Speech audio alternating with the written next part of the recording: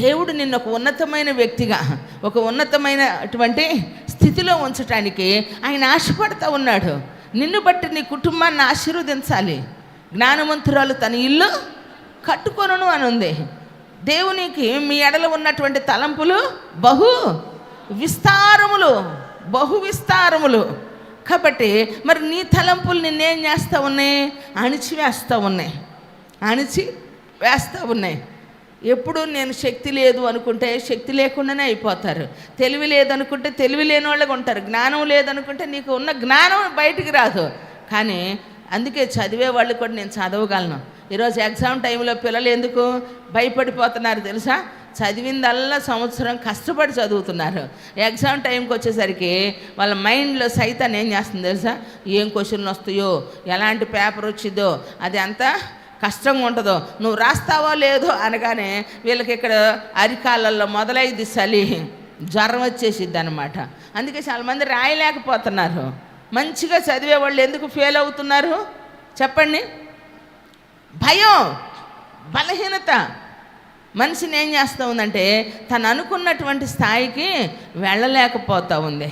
చూడండి, మనిషి జీవితంలో ఓటమికి గెలుపుకి ఎంతో తెలుసా? 1 సెకండే.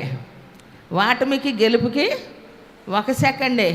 దాన్ని మనకు ఇచ్చిన అవకాశాన్ని ఉపయోగించుకోవాలి. 2 పిల్లలు ఏం చేస్తూ ఉన్నారంటే వరుసలు 2 గ్లాసులు పెట్టి దీన్ని ఎవరు కలెక్ట్ చేస్తారో తొందరగా అంటే ఒకడేం చేస్తూ ఉన్నాడు తెలుసా?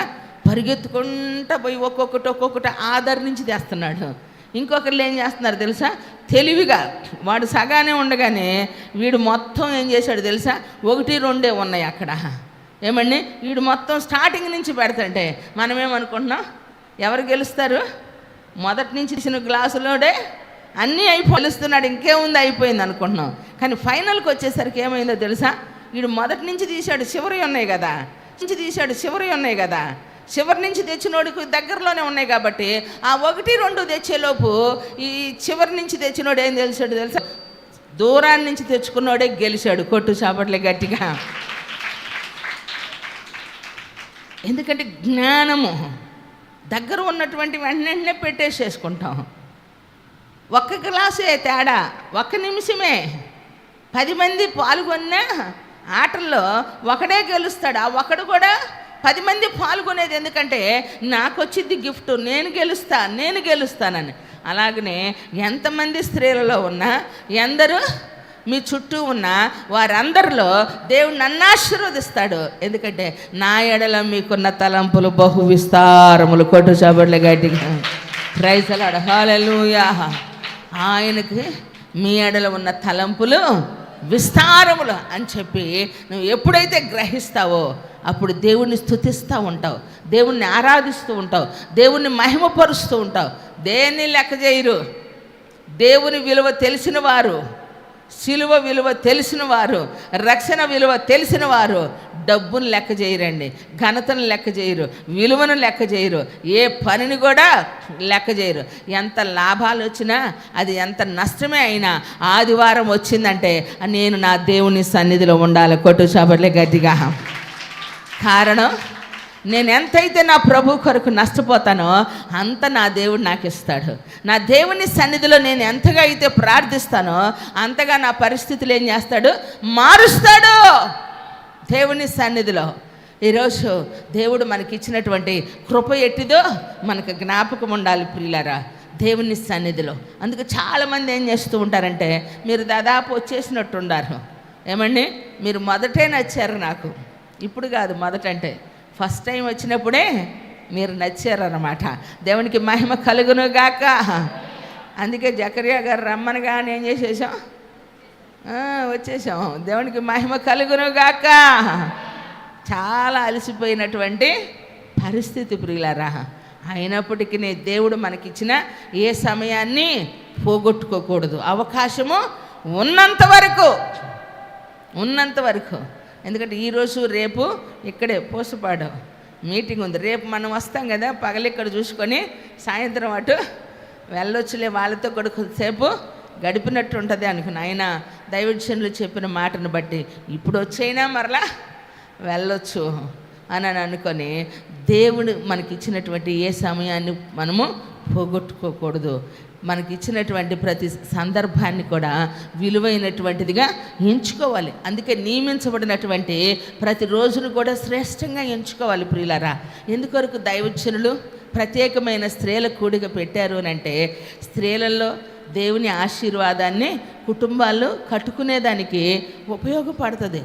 ఒక కుటుంబానికి నీవే ఒక ప్రధానమైన పాత్ర పోషించాలి. నువ్వు ఏదో ఆశామాషాగా ఉన్నావు అనుకో, తెలివి లేకుండా ప్రవర్తించావనుకో, నీ కుటుంబం పాడైపోద్ది. కానీ నువ్వు తెలివిగా నడుచుకోవాలా, జ్ఞానంగా నడుచుకోవాలి. భర్త విషయంలో, పిల్లల విషయంలో, నీకు వచ్చినటువంటి సంపాదన విషయంలో, నీ పరిస్థితుల చుట్టూ కూడా నువ్వు ఆలోచించుకోవాలి ప్రియులారా. ఆలోచన శక్తి లేకపోతే కుటుంబాలు ఈరోజు పాడైపోతూ ఉంటాయి. నువ్వు ఆలోచించేది ఒకటే, మీ ఆయన ఇంటి నుంచి బయటికి వెళ్ళి రావాల్సిన టయానికి రాలేదనుకోండి, ఇంకొకటే ఆలోచిస్తావు. ఫోన్లు చేస్తారు మాటికి ఇల్లు. ఎందుకు చెప్పు? కొంతమంది మొద్దులు ఉంటారు, అసలు ఫోనే చేయరు. ఏటన్నా పోనీ, ఏడన్నా ఉండని అని. ఫోన్ చేసుకోవాలి, తిన్నారా, తాగారా, ఎక్కడున్నారు అని. కొంతమందికి అనుమానం, స్త్రీలకే అనుమానం కదా. నువ్వు ఫోన్ చేయగానే వాళ్ళు ఫోన్ దిగలేదనుకో, ఇక మీకు వచ్చేసిద్ది అనుమానం.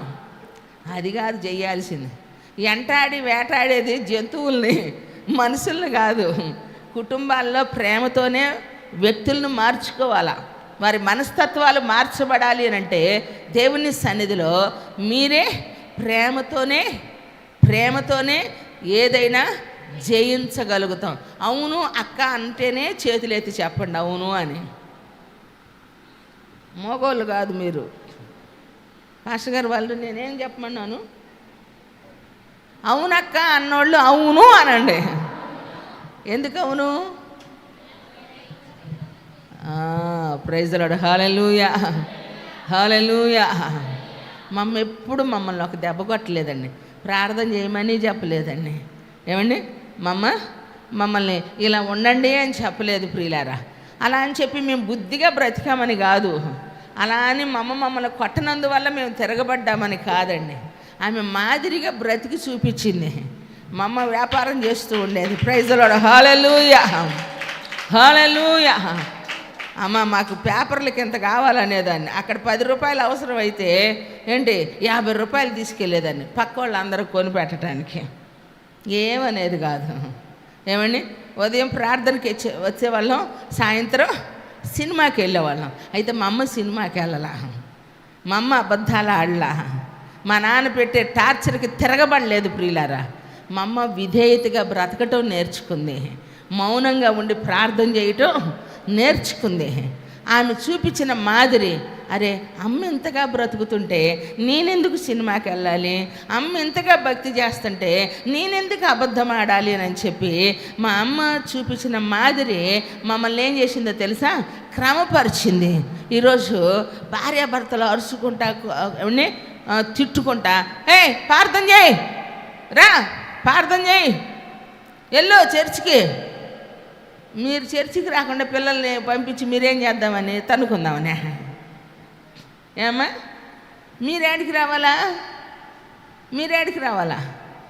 పిల్లలు మనకంటే తెలివి కలిగిన వాళ్ళు. అందుకే చాలామంది పిల్లలు అంటారు, అమ్మ నీకు తెలివి లేదు, నాన్నకి తెలివి లేదు అంటారు. జనరేషను తరం మారే కొద్ది మనుషుల్లో ఏమైపోతుంది? టెక్నాలజీ పెరిగిపోతుంది కాబట్టి తెలివితేటలు కదా. ఈరోజు మొబైల్ మనం ఆపరేట్ చేయగలమా?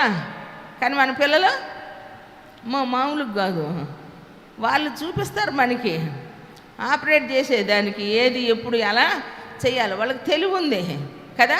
కారణం ఏంటంటే ఒకప్పుడు ఎక్కడ కూర్చోబెడితే అక్కడే ముద్దల్లా కూర్చునేవాళ్ళు. ఇప్పుడు సెల్లులో ప్రతిదీ కూడా వాళ్ళకి ఐడెంటిటీ ఉంటా ఉంది కనుక ప్రతిదీ నేర్చుకుంటున్నారు. స్కూల్కి వెళ్ళకముందే కలర్స్ తెలుస్తున్నాయి, నెంబర్స్ తెలుస్తున్నాయి, పద్యాలు కూడా వచ్చేస్తూ ఉన్నాయి, కథలు కూడా తెలుసుకుంటున్నారు. తెలివి పెరిగింది. అయితే దేవుని సన్నిధిలో ఉన్నటువంటి మీ జీవితాల్లో ఈరోజు థమ్సప్ ఏదో తెలుసు, బ్రాందీ ఏదో తెలుసు. మన వాళ్ళు థమ్సప్ దాగు, డ్రింక్ దాగానే వాళ్ళని ముందు కూర్చోబెట్టుకొని నువ్వేం చేస్తావు? సార్లేయ్యా సారోసం, అని లాక్కొస్తావు.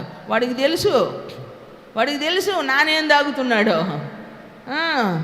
కాబట్టి దేవుని సన్నిధిలో ఉన్నప్పుడు ఎవరికైనా అర్థమైపోతూ ఉంటుంది. ఇప్పుడున్న పరిస్థితులు మనం ప్రార్థన చేస్తే, నా తల్లి క్రమమే ఆమె చూపించిన దేవుని ఎడల శ్రద్ధ, భక్తి, ఆమె దైవజనులకు ఆదిత్య ఇవ్వటం నేర్చుకుందండి. ఇప్పుడు కాదు, నేను పుట్టక ముందు నుంచి.